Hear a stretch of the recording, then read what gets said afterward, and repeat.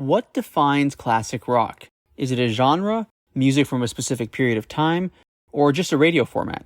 This was the main question which formed the basis for my documentary, What is Classic Rock? For that documentary, I interviewed various musicians and music industry people to get their takes and perspectives on what defines classic rock. In this video, I'm going to show you some extended interview clips and previously unreleased footage from What is Classic Rock. If you want to see the full documentary, What is Classic Rock, the links are available below. Classic rock, the term classic rock is an era. It's the 1970s, really, for me. And that era of music will live forever, we'll hear it forever, and it's never going away. They wrote some of the greatest songs, the greatest records, amazing production. It's there forever. Once the 80s and the 90s hit, you had very specific sounding production on certain things, and songwriting changed, and I think record labels got a lot more involved in that process. How do you personally define the term classic rock? To me, classic rock is everything that I kind of grew up with, and I guess it would stop for me by the time maybe I joined KISS or something like that, because in some ways it feels like it was just rock and roll was passed on to new generations, and you can define each decade a bit. There's of course the British invasion. In the 70s, things really evolved quite a bit, and I still think that's very much classic rock too. But by the 80s, you get into like maybe the hair metal bands, okay, which would I say that Def Leppard and KISS are classic rock? I could, okay, but not the same when I've experienced seeing Hendrix at the Garden as a teenager. I think a lot of what classic rock is taking the listener back to a place and time when that music came out and making them feel good and making them feel like they felt when they first heard or got that music. And that is really one of the big keys of what classic rock is all about. It's a trip down memory lane. If you're 50, it puts you in the headspace of when you were 20. A lot of classic rock stations are now calling grunge classic rock. Does that sit well with you? I really don't care. I mean, they have a job to do as a radio station, so as the classic rock generation starts to die, which it's happening, as I know classic rock, they have to appeal to yet another audience. So, Nirvana and those bands, they had a lot of good offerings. I'm not saying they were bad bands or anything. It's a lot better than what's out there now. But different kind of music. It's classic in the sense that there were big hits and big bands. So they fit. Do you think just the sound-wise, just as far as the sound's concerned, do you think that it fits the mold of like the blues-based classic rock, or is it a separate thing? Complicated question, I know. It is. I would say it's a separate thing. It's sure blues-based, but from an audio dynamics point of view and a chord change point of view and a playing point of view, it's different. And I liked it because it was different. At first I went, oh, what's that? And then I got into it and went, wow, that's not so bad, because those guys could play. And that was the key for me, that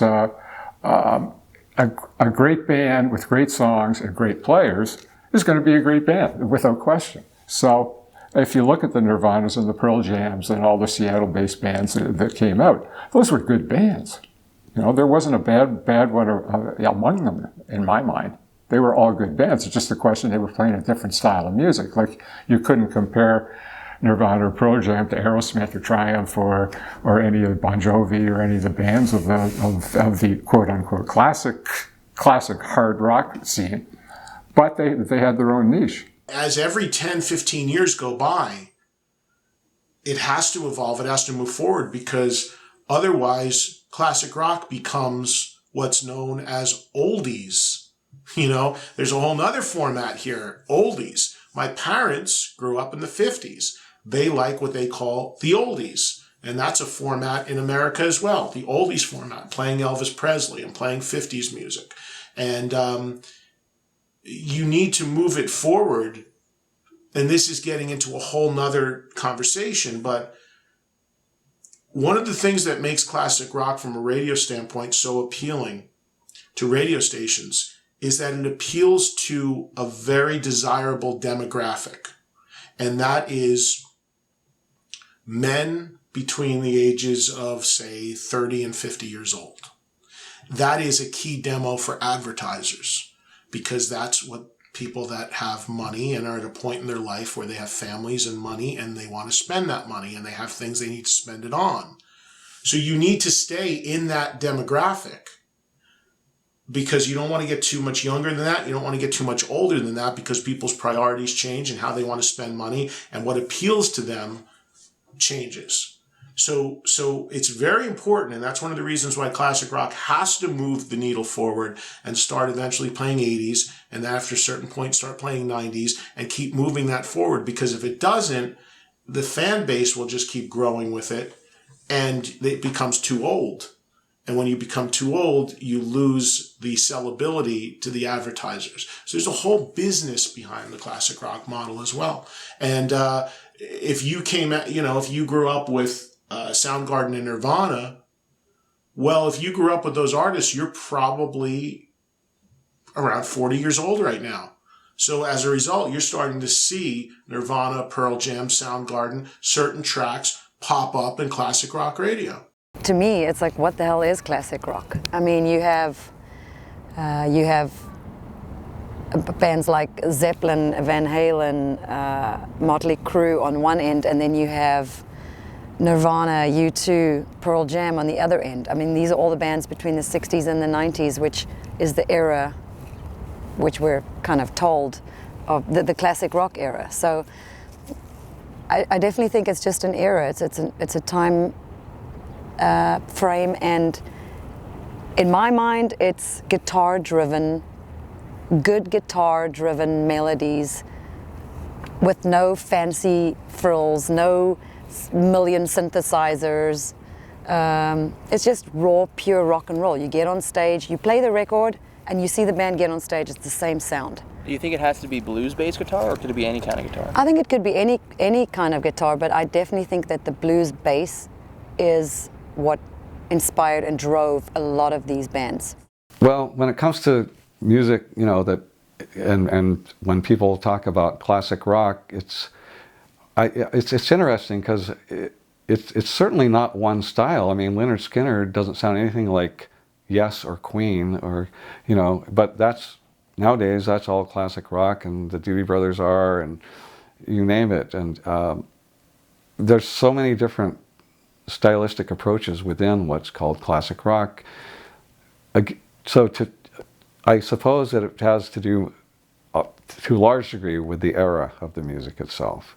But maybe because of that, it has to do with a mindset, because there was more of a mindset of that era of experimentation and of really trying on your instruments and trying to come up with something different than the other guy. And it was a real creative period, I think, musically, where all kinds of different things were being experimented with. So for me, classic rock is that era of the 70s. That's the magic time when all the great records, all the great songs, all the great production happened. It will last forever. They're going to play it for the next 100 years. After that, I think, is when it changes. 80s, 90s, up till now. There's certain things they're going to squeak through, but I just don't see a lot of the current artists lasting like they did. And songwriting has a huge part to do with it. The quality just isn't there. For classic rock enthusiasts, those who are purists about what classic rock actually is, that's the museum, and that's not a bad thing. It doesn't mean that it's dusty and old, and it's like a boring tour that maybe you went on when you were in primary school. But it is established, and it doesn't deviate from its definition. Whereas radio that's playing what it calls classic rock, or radio that brands itself as a classic rock station, is more like the gallery. They're dealing with popularity. It's a popular vote, really. It's who likes this the most. It's like grunge music, so people who love Nirvana, you'll hear Nirvana being played on classic rock radio stations, and you'll question that maybe. You'll say, well, I'm not so sure that this fits in exactly. I don't see how it's connected with some of the classic bands from long ago, the ones that would have been in the museums. But That's happening on on classic rock radio because you're dealing with demographics and what's popular and what the people in that demographic want to listen to. And if they're going to listen to that, it means that certain businesses will want to advertise on those radio stations, and everybody's happy in that mix. I just think that the classic rock era from the 60s and 70s is going to last forever, and those songs will never go away. I still listen to them all the time. I listen to lots of new music too, but I'll always listen to that music. It's what I grew up listening to, and it's the greatest songs ever written. For me, the only way something becomes classic is it goes through different generations and it can still stand on its own because it's so rich in context. It's not something that's very much influenced by one thing or a fad. Rock is a very important word in classic rock. Classic in and of itself is just a word to say, okay, if you look in the dictionary, it probably says something that people hold dearly or hold up or something, I don't know. But when you put classic with rock, it means, to me anyway, bands, artists that of their time, they were the best of breed. You could include Nirvana and Pearl Jam because they've kind of paid their dues. They're hitting the point where I think as radio looks at it, every 20 years there's a new set of acts that belong in their format. So yeah, Nirvana, Pearl Jam, all those bands that made great music, had great songs, played great, they deserve to be there.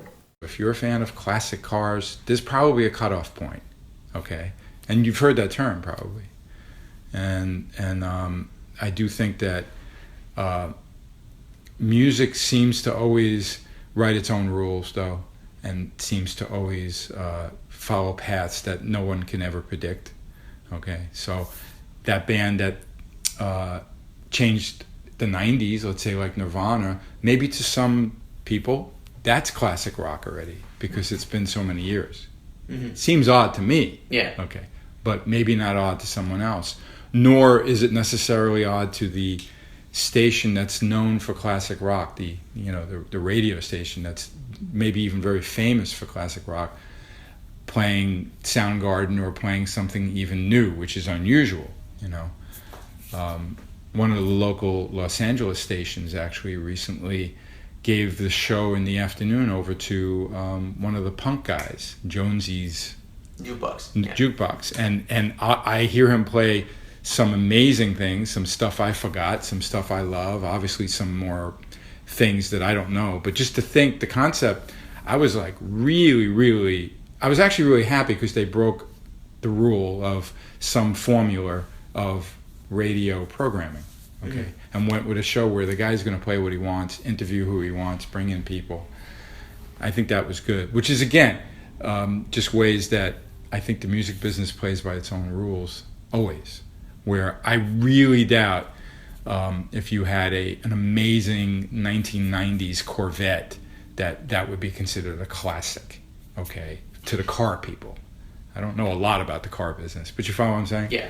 And here we are trying to define music in a category with the question of what is classic rock.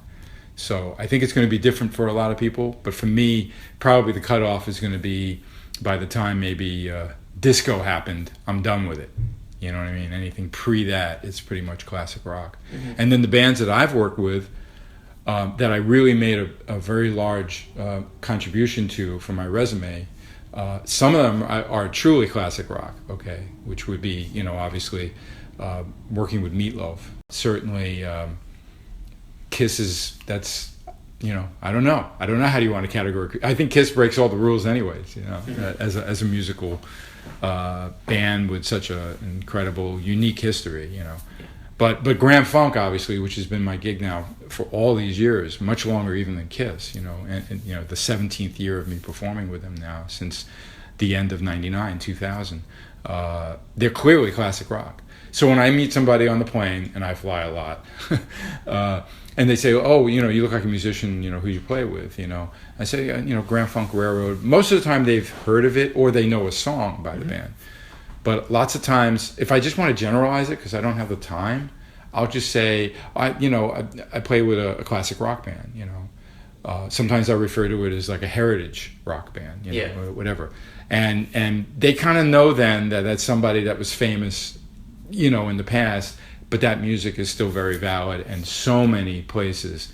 I would like to define classic rock more by an era. I know in my mind it's easier to say that Nirvana is not classic rock, okay? Even though I'm not changing the channel when it comes on, I like them, you know what I mean? But when I hear The Who and when I hear the Rolling Stones, just, I'm talking about more of the more earlier stuff, of course, it throws me back to what I think is the, you know, the kind of the beginnings of classic rock music, you know. You know, we know that there was Elvis before that and Chuck Berry, you know, and artists like that really building what was to become, you know, this incredibly gigantic revolution in music, you know. And obviously the Beatles in '64 coming to America changed the world. They were already popular, of course, in England and parts of Europe, but that was it, you know. They just took over. And it started the wave of British, you know, bands. I would say, you know, classic bands, you know, that were successful, not necessarily superstar successful, but star successful, and with great songs and great musicians. Really, that's where I class it as classic rock. So, if, like we talked about before, if you go back to the late '60s, you had Zeppelin and Purple and Hendrix and all these great, great artists and playing great music and great performances and great shows and great fans on top of it. And then everybody else followed on from those guys. They were the pioneers. Recently, in the past few years, classic rock stations have been expanding their playlist to include music from the 90s and 2000s. Well, I think that they have to go with the times. As people get, you know, the new people that get older, they're going to have to cater to them. So the 90s stuff, 80s stuff had to become classic. 90s stuff is going to have to become classic. So they, you know, what they probably do is get a new program director, and the radio stations have to up it a notch, you know. So anything, you know, like anything could be classic rock as long as it's good. And I think that if you just keep playing the same 70s stuff forever, then when do you become oldies? You know. Classic rock was, to me, it was a convenient term to package the music to a new audience, right? They didn't start describing it as classic rock until the 80s, as far as I can recall. You're right. No, you're right. Billboard was trying to say, okay, that's what this is, you know. Classic rock station. Yeah, and I think it was geared towards an audience that was getting older and that they were still buying products and listening to the radio. Remember the radio? The radio was great. Some of it. Yeah, some of it. No, actually, most. NEW in New York, 60s, 70s. I probably learned more about music through the DJs on those stations who weren't that beholden to the advertisers than I, you know, probably have, you know, searching out all this music myself. Yeah, I think most of the designation of classic rock, to me, still kind of locks it up, because that's the only reason we call it that now. But I think it's kind of cool that it has a designated term, and it almost has a respect by calling it classic rock. Yeah, they just threw rock at the end of it. Nice, you know. As opposed to shitty rock.